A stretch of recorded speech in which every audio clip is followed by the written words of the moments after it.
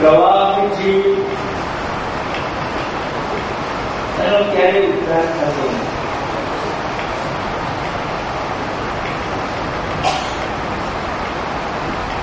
જેમ શંકરાચાર્ય વર્ણન થયું, પુનરપી જનનમ પુનરપી મરણમ પુનરપી જનની બેઠરે એના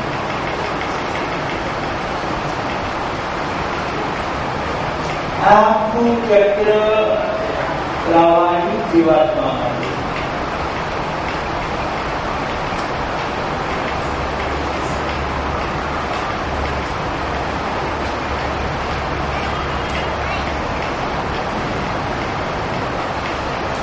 એ પ્રવાહી જીવાત્મા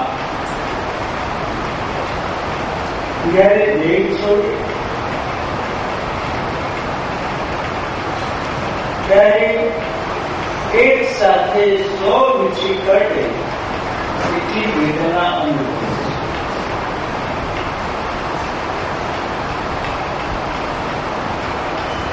કારણ કે જેને જીવનમાં કંઈ છોડવું નથી, ક્રોધ ન છોડ્યો, કામ ન છોડ્યો, વ્યસન ન છોડ્યા, વાસના ન છોડી,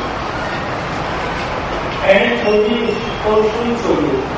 ભગવાનને છોડ્યા, સંસ્કારને છોડ્યા, સંસ્કૃતિને છોડી, ન છોડવા જેવું બધું છોડ્યું. અને છોડવા જેવું જેને કશું ન છોડવું એને આ બધું અન્ય મૂકીને જવાનો અવસર આવે ત્યારે અપાર વેદના અનુભવે.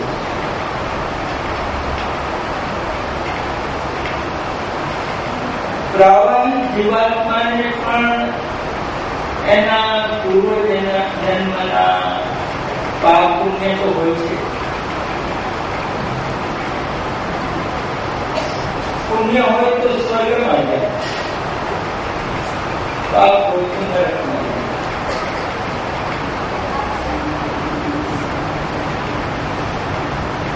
અને ભોગવાઈ જાય એટલે પાછો એ જ્ઞાન મળે છે.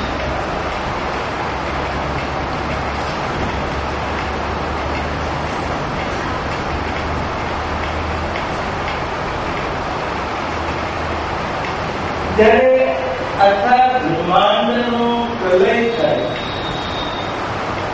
કલ્પની સમાપ્તિ થાય બ્રહ્માંડના દિવસની, અને પ્રલય થાય ત્યારે આ જીવાત્માનો ત્યાં સુધી પ્રયત્ન કરે છે.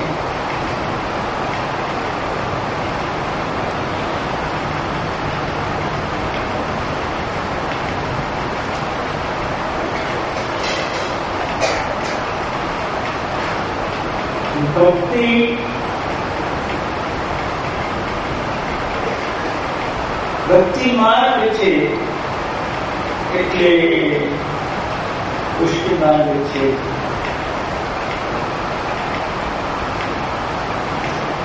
ભક્તિ માર્ગ से कथना पुष्टि रखती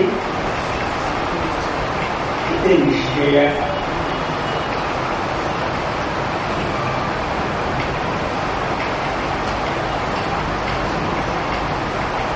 હવે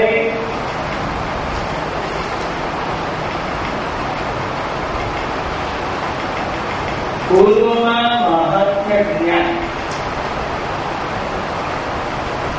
પછી મહાત્મ્ય જ્ઞાનનો દ્રોહ અને કેવલ સ્નેહ અન્ના આચાર્ય નારદ ભક્તિ સૂત્રની વ્યાખ્યા કરતા આ રીતની વ્યાખ્યા હતી. મહાત્મ્ય જ્ઞાન પૂર્વકત્વે સતિ જ્ઞાન તિરોભાવઃ ભક્તિ.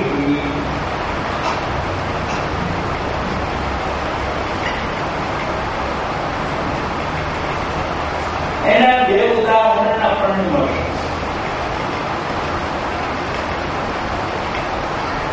એક તો જયારે શ્રી કૃષ્ણનો જન્મ કંસના કારાગૃહમાં થયો ત્યારે દેવકી માને કૃષ્ણનું મહાત્મ્ય જ્ઞાન છે. સ્તુતિમાં કહે છે, મૃત્યુ વ્યાલ વિતત કરાય. માનવ માત્ર રાત દિવસ દોડી ગયો છે બચવામાં. એની પાછળ એક સાપ છે. એ સાપના ભયમાંથી બચવા માટે દોડી ગયો. એ સાપનું નામ છે કાળ. એનું બીજું નામ છે મૃત્યુ.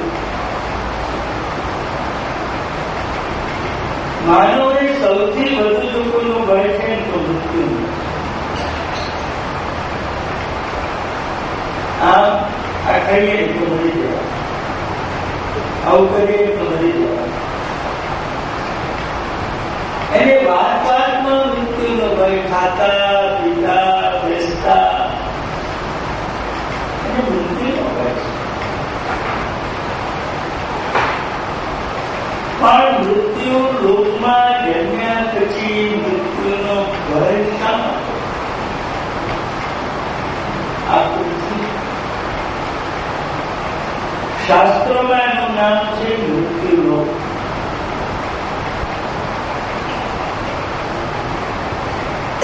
અહીં ગાડી બધું અનિશ્ચિત, નિશ્ચિત એક જ વસ્તુ મૃત્યુ.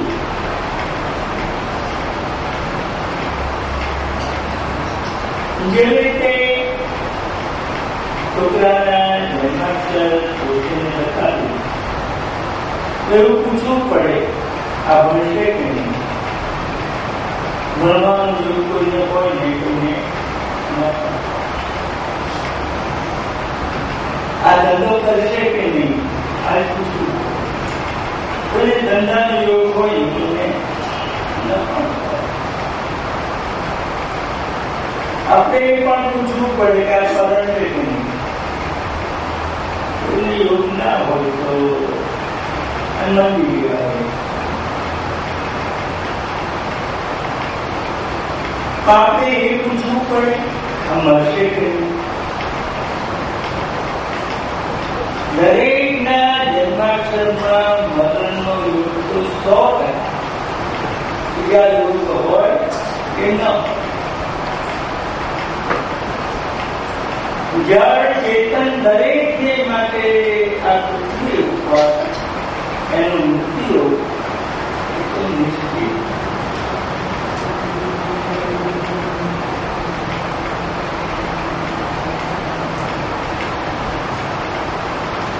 તો આજે કે 100 વર્ષે એ મરણ નિશ્ચિત આવવાનું છે. કોઈ એને રોકી શકતું નથી. એનો ભય